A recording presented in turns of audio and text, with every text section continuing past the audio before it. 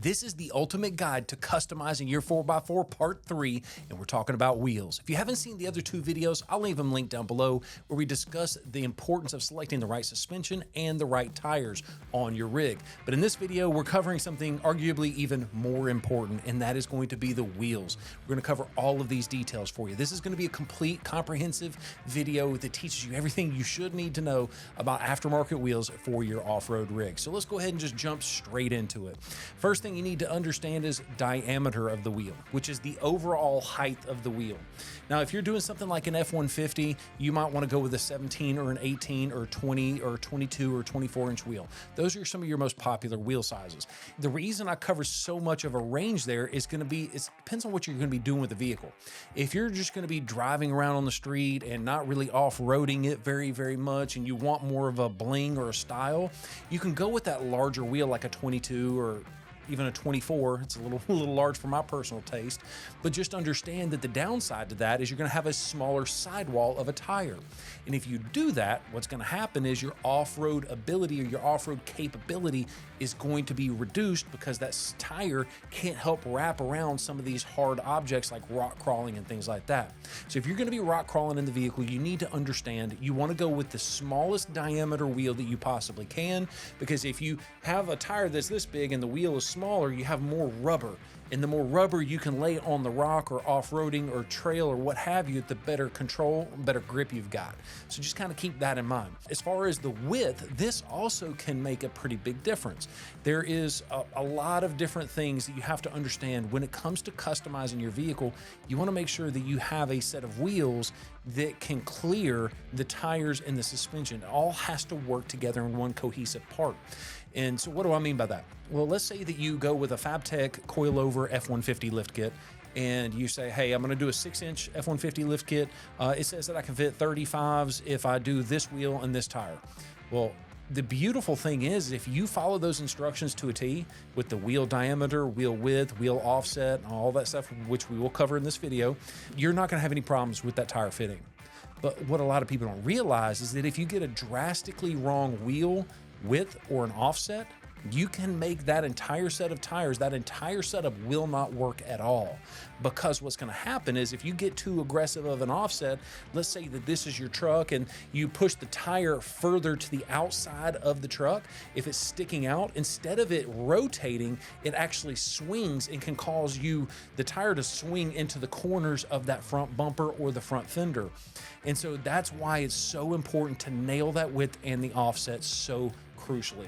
So the width is one thing. If you're concerned about the size tire you got selected actually fitting on your truck with the suspension that you've got selected, pay extra close attention to that width and the offset and the back spacing. So the first thing you kind of want to go over is the overall width of the wheel. And the reason that is important is kind of what I've already mentioned to you. That tire will start to swing if you're not careful. The other thing that you want to pay attention to is that you don't get a wheel width that is wider than the tire itself. They call those stretch tires, and that is extremely dangerous. Some people don't care, but it's definitely something I would not recommend, especially if you're going to be off-roading the vehicle, since this video is dedicated and like focused in on off-roading, or at least your four-wheel drive rig. So we understand what the width is. What is the offset? Well, the offset of the wheel is how far offset is the wheel's mounting point in relation to the center of the wheel. And so I don't know, I should have had a prop already lined up for you guys. Let me see. Maybe this little piece of tape will work. Pretend this is the wheel, okay? So you've got your diameter of the wheel right here, and then you've got the overall width of the wheel right here. So what happens is somewhere inside of this width, the wheel bolts up to the truck, right? Well, what happens is if the offset of this wheel is 0 millimeters, that means that the wheel bolts up in the dead center of the wheel, meaning it has a 0 offset from center. That's what that means. If you have a negative 44 millimeter offset, negative 44 mm is what you'll normally see it, that means that the mounting point is 44 millimeters towards the inside of the wheel, which will cause the tire and wheel to get pushed out further. And that's the reason you can run into tire clearance issues with a negative offset wheel, is because now instead of the wheel pivoting, the wheel swings. It swings a lot farther and can cause clearance issues. So forgive my tape demonstration, but that is going to be the difference between the wheel width and the offset. Now, another thing that you might also hear running around is called backspacing. Backspacing is a very similar measurement to the offset, except for instead of it measuring how far off of center does it bolt up, it's actually just measuring the distance from the backside of the wheel to the mounting point. So that usually is done in inches. So like 4.5 inches of backspacing versus a negative 44 millimeter offset. We've spent enough time on fitment and things like that with the wheels. So now let's talk about another hot topic, and that is what kind of material should I be using with my wheels? Meaning, like, what type of wheels are important to me?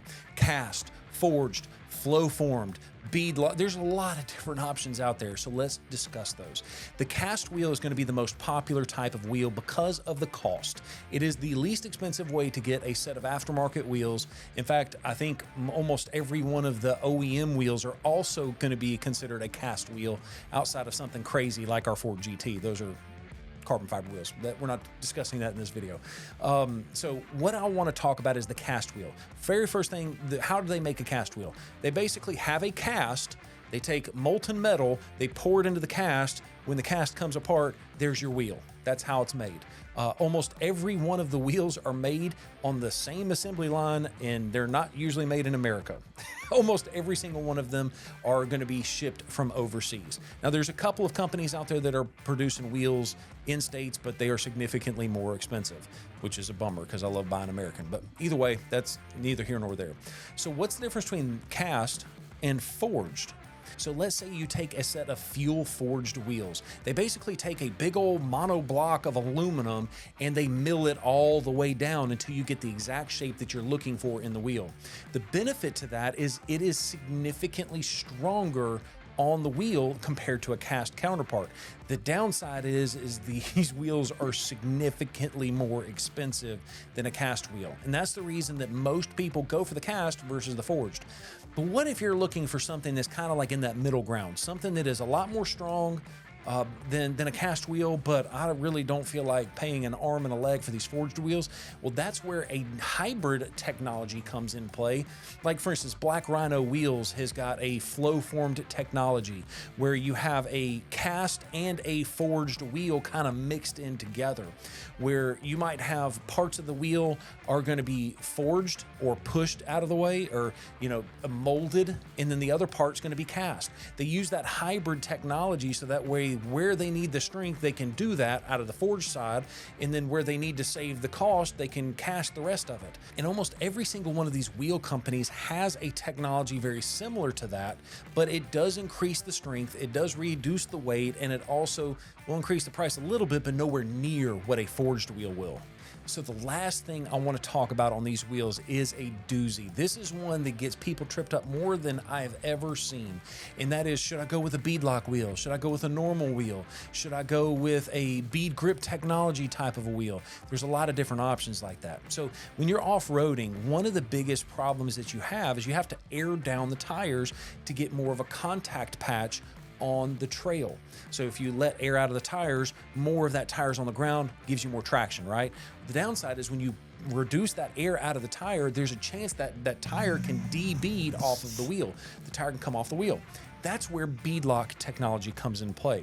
And basically what happens is you have a wheel, and then you mount the tire, and then on the outside of that tire, you have a beadlock ring that is bolted to, and it basically clamps the tire to the wheel, so it cannot go anywhere. And that is a really cool technology for off-road. But what most people don't realize is that the routine maintenance on those can be a little bit of a hassle, especially if this is a daily driver. So you have to constantly get out of your vehicle and torque check the beadlock ring, because if you don't, guess what? The beadlock ring is going to come flying off, and so will the tire. That's a disaster waiting for a place to happen. Don't want to do that. The other thing is most people don't realize that beadlock wheels are not DOT approved. And so that's a terrible idea. Now, there is going to be a little bit of a medium ground, because the other option on most of these cast wheels, and really even the forged wheels as well, is just put the tire on the inside of the bead and just hope that the air holds it together. What happens if you want a little bit more traction for the tire sitting on the bead? Well, there's a couple different technologies. I know Method Racing Wheels has got this bead grip technology where it's grooved on the inside of that wheel, so that way it's a little bit more resistant for that tire to come off that bead. It's trying to hold the tire on there by using friction or by using those little ribs. Now, there's another technology that I think is the coolest thing on the planet. I don't know why more and more people are not running these, and that is Icon Vehicle Dynamics. They have got their Rebound Pro wheels, and by the way, this is not sponsored, but they did send me a set of wheels, and these things are so stinking cool, because what happens is it's got these bolts in the wheel that you basically undo the bolts. You put the tire on just like normal, and then when you do that, you put the bolts back into it, and the bolts come in and hold the tire from behind. The benefit of that is it is DOT approved, and there's no more maintenance. You don't have to constantly torque check those wheels because you don't have to worry about the tire flying off the bead if the beadlock ring goes flying. And so I think it's a really cool mix of technology between just a normal wheel and a beadlock. You've got something somewhere in the middle. Guys, thank you so much for watching this video. If you haven't already done so, I've got these two videos listed right here that go over the suspension and the tires that you need to be considering when customizing your 4x4. Thank you so much for watching this video. Have a great day.